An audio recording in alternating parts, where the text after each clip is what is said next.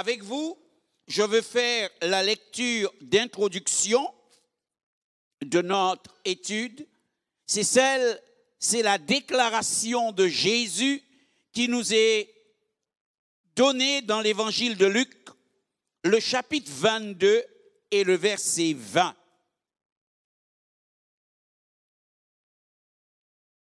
Luc, le chapitre 22 et le verset 20, où la Bible nous dit: il prit de même la coupe après le souper et la leur donna en disant: cette coupe est la nouvelle alliance en mon sang qui est répandue pour vous. Voilà comment Jésus a introduit cette alliance, l'alliance dont le signe, le fil conducteur est le sang. Et le sang de Jésus, parce que Jésus dit bien « en mon sang ». Et nous avons vu qu'en son sang, nous avons, par son sang, il s'est fait pour nous propitiatoire, il s'est fait pour nous sacrifice expiatoire, il s'est fait pour nous le sacrifice de la rédemption, et nous avons, en toutes ces choses, nous ont conduit au pardon de Dieu. La rédemption, il a payé le prix pour nous. Et ce matin, je voudrais avec vous me permettre quelque chose qui pourrait vous être utile, c'est que nous puissions ensemble regarder le sacrifice de Christ et voir que ce sacrifice a été annoncé dans le culte lévitique, c'est-à-dire dans le culte que Dieu a donné à Moïse, a ordonné à Moïse et à Israël sur le mont Horeb. Le parallèle entre la croix et le culte lévitique. C'est-à-dire, il y a des choses communes. Il n'y a pas de contradiction dans la Bible. Des fois, c'est nous qui ne savons pas approfondir une chose que nous lisons. C'est pourquoi tout à l'heure, je vous parlais de la nécessité que le Saint-Esprit vienne nous instruire. C'est ce que l'apôtre Paul disait lorsqu'il voulait faire comprendre comment il avait compris la venue, le ministère, le sacrifice, la résurrection et l'ascension de Jésus-Christ. Il dit que cela lui a été révélé, cela lui a été enseigné. Il leur disait, je vous le dis comme moi-même je l'ai reçu avant tout, que Christ est mort. Cela lui a été enseigné. Or, quand on voit qui était l'apôtre Paul, qu'il était un vrai rabbin, il avait fait ses études avec Gamaliel à la plus grande et prestigieuse école théologique de l'époque. Un véritable théologien. Et pourtant, pour qu'il comprenne les choses de la croix, il a fallu que Dieu lui fasse la faveur de lui révéler la relation qu'il y a entre Christ, son œuvre, sa résurrection, son ascension et l'Ancien Testament. Et même si je prévois ce matin de ne pas voir tout ce chapitre dans son étendue avec vous, je veux quand même m'arrêter sur certaines choses. Alors, par exemple, dans la deuxième planche, nous pouvons ensemble considérer ceci. Sur le sacrifice de la croix, donc voyez-vous, il y a quelque part ici, je vous montre la croix et je fais donc le texte qui va avec. Ce texte du livre des Romains, le chapitre 3 et le verset 25, nous dit, c'est lui que Dieu a destiné par son sang à être pour ceux qui croiraient victime propitiatoire afin de montrer sa justice. Et le reste de la phrase dont je n'avais pas besoin, que je n'ai pas mentionné. Dans cet aspect du sacrifice de Jésus, parce que le sacrifice de Jésus a plusieurs aspects, si vous voulez, a plusieurs facettes. Et la facette que je vous présente ici, je le présente ici avec l'image d'en bas, qui est donc une image du propitiatoire. Dans le culte, dans le tabernacle, il y avait donc le propitiatoire. Et cette partie de la mort de Jésus représente le sacrifice de culpabilité, c'est-à-dire le moment où Christ, par sa mort, répare l'irréparable pour nous, il prend notre place.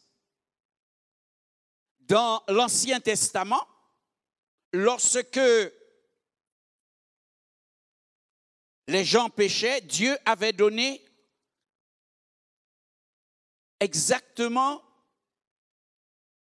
5 types de sacrifices, ou 3 types sur plusieurs formes. Et il y avait ce que l'on appelait le sacrifice de culpabilité. Lorsqu'on se reconnaît coupable, lorsqu'on se reconnaissait quelqu'un qui avait fauté devant Dieu. Dans le livre du Lévitique, au chapitre 5, que je vous encourage à lire, vous trouverez tout ce qui est dit concernant le sacrifice de culpabilité, à quoi il servait, qui le présentait et comment ça devait être présenté. Et à la croix, Jésus, dans son sacrifice, il y eut un aspect, cet aspect-là, c'est-à-dire celui qui s'offre à Dieu pour la culpabilité des autres.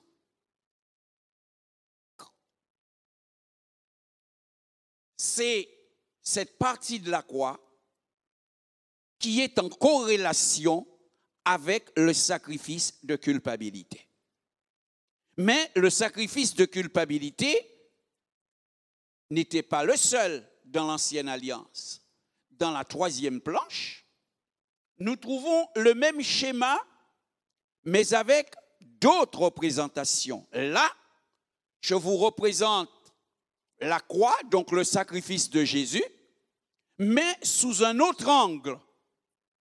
Sous un autre angle. Et cet angle, c'est ce que nous dit Jean, 1 Jean chapitre 2, le verset 2, où il est dit, il est lui-même une victime expiatoire pour nos péchés, non seulement pour les nôtres, mais aussi pour ceux du monde entier.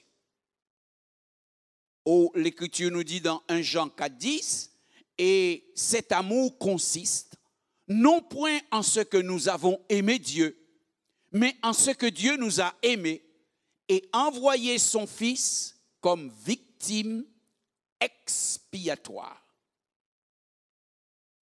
Or, le sacrifice dans l'Ancien Testament, dans le culte lévitique, il y avait le sacrifice d'expiation pour les gens qui étaient coupables ou qui étaient dans la culpabilité. Et c'est pourquoi je dis que Christ est devenu le divin substitut. Et ça, nous le trouvons tout ce qui concerne le sacrifice d'expiation. Lisons le livre du Lévitique au chapitre 4. Donc, ce que vous lisez dans Lévitique 4 s'accomplit ou se retrouve dans le sacrifice de Jésus à la croix par le fait que, à la croix, Jésus meurt ou est donné comme le sacrifice qui fait l'expiation de nos péchés. C'est le sacrifice que Dieu donne ou que Dieu nous offre ou que Christ offre à Dieu pour nous pour faire l'expiation, pour expier nos péchés, pour que nos péchés sortent de devant la face de Dieu. C'est pourquoi il y a une corrélation entre ce sacrifice que les Juifs faisaient tout le temps, et ce que Christ a fait. Donc, ce qui se faisait dans l'Ancien Testament annonçait ce que Jésus allait faire. Mais ce que Jésus a fait n'a pas été fait de la même manière. Et c'est pourquoi quand les gens l'ont vu mourir, même les religieux avaient du mal à comprendre que ce que Jésus faisait, la mort de Jésus sur la croix, ils avaient du mal à comprendre que Christ, souffrant à la croix, c'était pour les péchés. C'était quelque chose qui était annoncé dans l'Ancienne Alliance et qui s'accomplissait sous leurs yeux. C'est pourquoi la Bible nous dit, certains, quand ils ont regardé cela, ils ont vu en Jésus quelqu'un de puni par Dieu. Parce que, comment, pour mourir comme ça, et toi qui te disais juste, il faut que Dieu t'ait lâché, Dieu t'a lâché, Dieu te punit, c'est la punition de Dieu. Et c'est pourquoi les gens se moquaient de lui. Parce qu'ils ignoraient. Et c'est l'apôtre Paul qui nous dit qu'il a reçu la révélation. Et à la Pentecôte, lorsque Pierre va se lever et va prêcher, il va expliquer la croix. Pourquoi? Parce que le Saint-Esprit lui permet d'expliquer la chose à un niveau où les Juifs peuvent comprendre. Parce que les Juifs, c'est un peuple qui était habitué au sacrifice. Donc, ils avaient besoin de voir dans la mort de Jésus et de comprendre dans la mort de Jésus, c'était le sacrifice pour nos péchés. Et ainsi, là, je vous dis que Christ représente dans cet aspect-là, quand la Bible nous dit il est donné comme victime expiatoire, il est donc dans cet aspect-là le sacrifice d'expiation de l'Ancienne Alliance. Troisième planche que nous allons, au quatrième, si je ne sais, enfin planche suivante, que nous regardons. Et là, je vous parle du sacrifice agréable à Dieu. Ça aussi, c'est dans le sacrifice de Jésus à la croix, vous allez retrouver cet aspect-là. C'est-à-dire, dans une même chose, Dieu a mis plusieurs choses. Et qu'est-ce qui va nous aider à trouver ça, à comprendre cela? C'est ce que la Bible dit. Parce que quand la Bible parle du sacrifice, la Bible ne parle jamais avec les mêmes mots. Donc, la multiplication des énoncés, les différentes étymologies qui sont dedans, ce n'est pas pour faire beau. Ce n'est pas une habileté de langage. Non, c'est la révélation de ce qu'il y a dedans.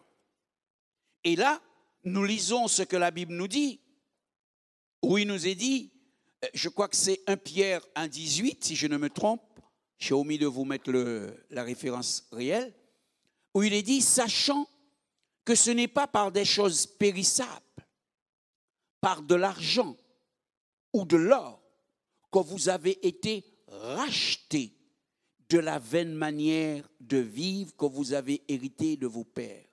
Mais écoutez ça, le verset 19, et c'est là que nous trouvons la compréhension des choses. Mais par le sang précieux de Christ, comme d'un agneau sans défaut et sans tache.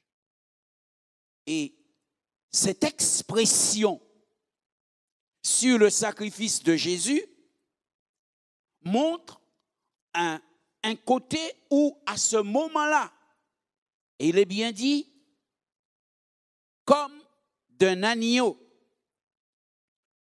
À ce moment-là, le sacrifice de Jésus dans cet aspect-là n'est pas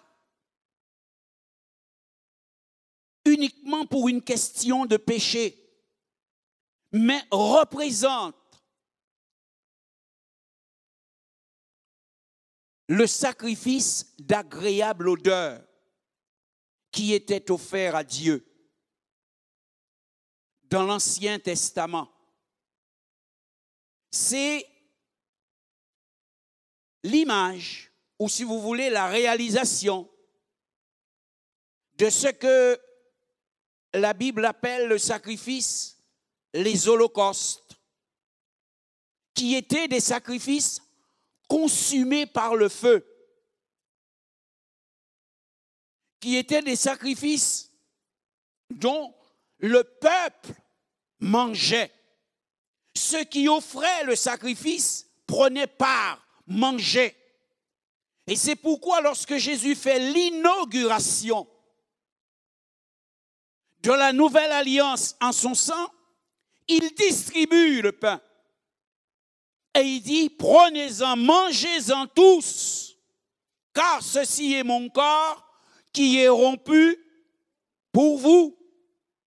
C'est pourquoi lorsque la Pâque a eu lieu pour la première fois pour Israël en Égypte, et que c'était le soir de leur délivrance, l'agneau qu'ils avaient tué, il leur était donné ordre de le faire cuire tout et surtout de tout manger jusqu'au matin.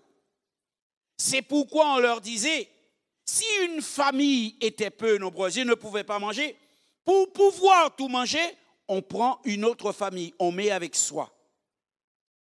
Et ici, lorsque nous sommes à la croix, lorsque Jésus arrive à la croix et que Jésus va accomplir toutes ces choses qui sont annoncées, son sacrifice a cet aspect de sacrifice que Dieu approuve, de sacrifice qui est agréable à Dieu. C'était donc le sacrifice, les holocaustes, c'était l'offrande des gâteaux, selon Lévitique 2, et c'était le sacrifice d'action de grâce, selon Lévitique 3. Et cela est d'une grande importance, parce que là, Jésus est dans l'aspect du sacrifice où c'est lui le serviteur obéissant, soumis jusqu'à la mort et à la mort de la croix. Là, Jésus est dans l'aspect de celui qui s'est conservé pur pour plaire à son Père. Et il lui offre cette vie de pureté. Il lui offre ce qu'il est dans sa sainteté. C'est pour lui, il le lui offre parce que le Père aime ce qui est pur. Dans ce sens-là du sacrifice, il y a ce côté, si je puis dire, le côté suprême de sa consécration qui offre à Dieu pleinement toute sa vie. Alors, certes, des fois nous faisons cette prière et nous chantons des cantiques qui disent « Je veux te ressembler, Seigneur ». Alors, je veux dire que ce sont des choses qu'il ne faut pas dire en l'air. Ou alors, il nous faut apprendre à leur donner leur consistance spirituelle. Nous ne pouvons pas, écoutez-moi bien ce que je vais dire, parce que là, je voudrais être très précis avec vous. Nous ne pouvons pas être, nous, pour Dieu, des sacrifices de culpabilité. Nous ne pouvons pas, nous, pour Dieu, être des sacrifices d'expiation. Christ l'a fait pour nous. Mais, nous, par le fait que nous avons été pardonnés, par le fait que nous avons été ressuscités avec Christ, nous sommes appelés à ressembler à Jésus-Christ en offrant à Dieu notre vie aussi comme un sacrifice pur, agréable et de bonne odeur. C'est dans cet aspect-là que nous sommes appelés à ressembler à Christ. Quand nous disons que nous voulons ressembler à Christ, c'est dans ce sens-là. C'est pourquoi, si je devrais poursuivre ce parallèle avec vous, je vous dirai concernant la planche suivante, c'est ce que j'appelle comprendre le sacrifice de Jésus. Et je vous dis, à raison des trois premières planches, je vous dis, voilà pourquoi la Bible présente Christ à la croix comme un sacrifice parfait. Pourquoi? Parce que il est le moyen parfait dans son aspect de sacrifice de culpabilité pour réparer la faute des hommes. Et de notre côté, il a satisfait Dieu dans son aspect d'holocauste. C'est-à-dire dans son seul sacrifice, dans le seul sacrifice de Jésus, il y a tout ce que Dieu exigeait sous l'ancienne alliance. Dans le seul sacrifice de Jésus, il y a tous les sacrifices qui permettaient à l'homme de réparer sa faute devant Dieu et d'exprimer sa reconnaissance, d'exprimer sa vie, sa consécration à Dieu. Le sacrifice de Jésus exprime tout cela. C'est pourquoi le sacrifice de Jésus n'a pas satisfait seulement la justice de Dieu, mais a satisfait toute la volonté de Dieu. Tout ce que Dieu voulait. Le sacrifice de Jésus est un tout. Pour nous qui savons ici aujourd'hui, on nous dit 5 en 1, 3 en 1, 4 en 1. Eh bien, le sacrifice de Jésus, nous pourrions le présenter comme ça. C'est un tout. Et nous aussi, nous avons besoin de comprendre que c'est un tout pour nous. Pas seulement parce que nous profitons et que nous n'avons pas besoin de d'autres sacrifices, mais c'est un tout dans le sens que je vous le présente également. C'est un tout qui veut dire que celui qui s'identifie à Jésus-Christ le fait pour que Jésus puisse être le sacrifice de réparation, le sacrifice de culpabilité, que Jésus soit la personne ou le sacrifice par lequel il va trouver le pardon de Dieu. Il va trouver la rédemption de Dieu.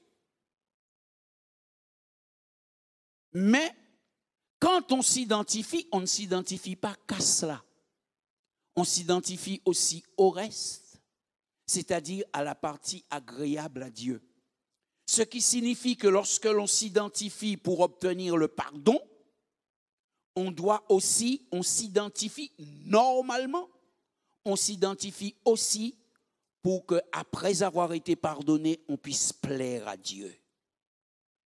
On ne peut pas demander pardon à Dieu et continuer à vivre n'importe comment.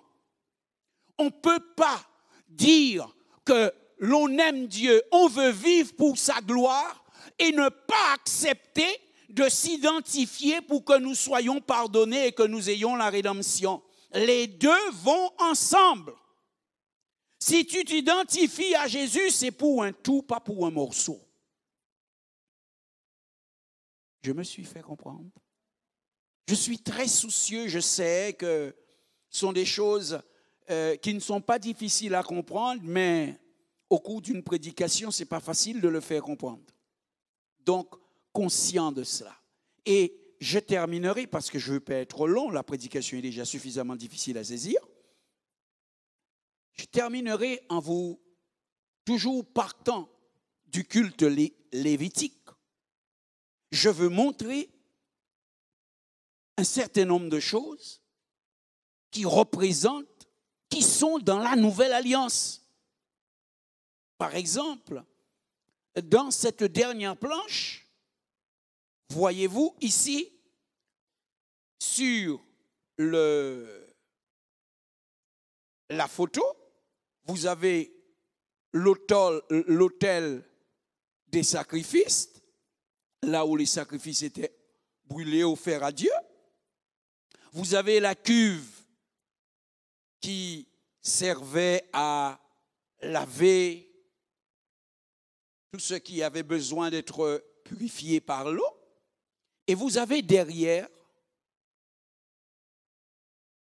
le lieu très saint où vous voyez que un voile séparait la première partie de la deuxième partie. Je n'ai pas pris le temps de vous présenter quelque chose qui représente tout le tabernacle. Mais qu'est-ce que je veux montrer par là?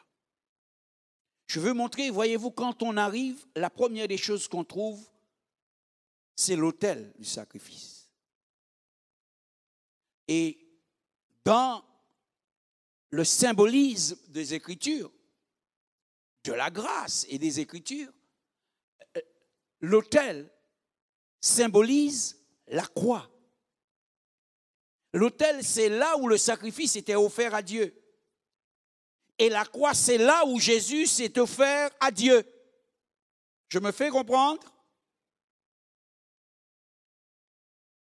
Donc, celui qui voulait venir à Dieu, celui qui voulait venir chercher la grâce de Dieu, celui qui voulait avoir quelque chose, la faveur de Dieu, quand il disait qu'il allait au service, la première des choses qu'il rencontrait, c'était l'autel.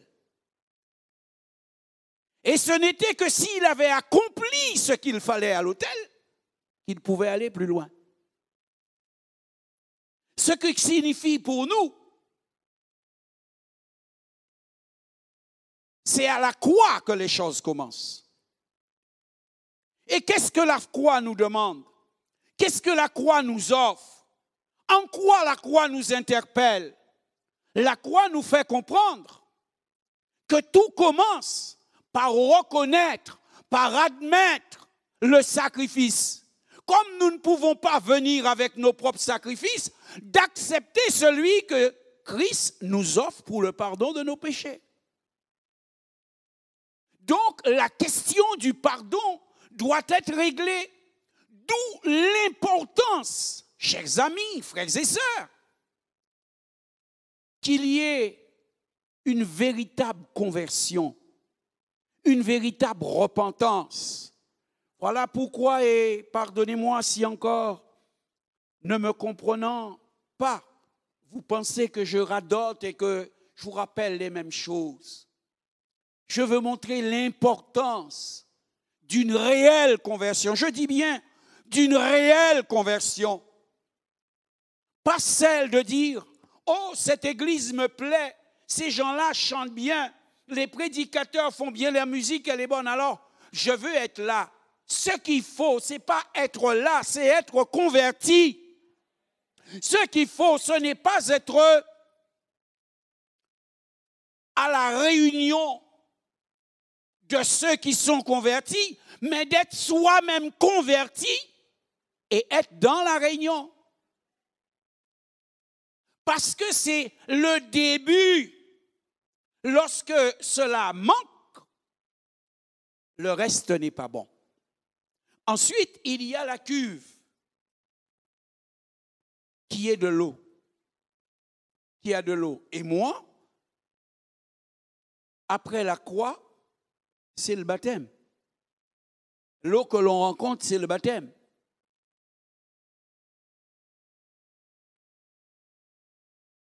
C'est pourquoi c'est très important. Voyez-vous, ce qui conduit au baptême, c'est un bon passage devant l'autel ou à l'autel.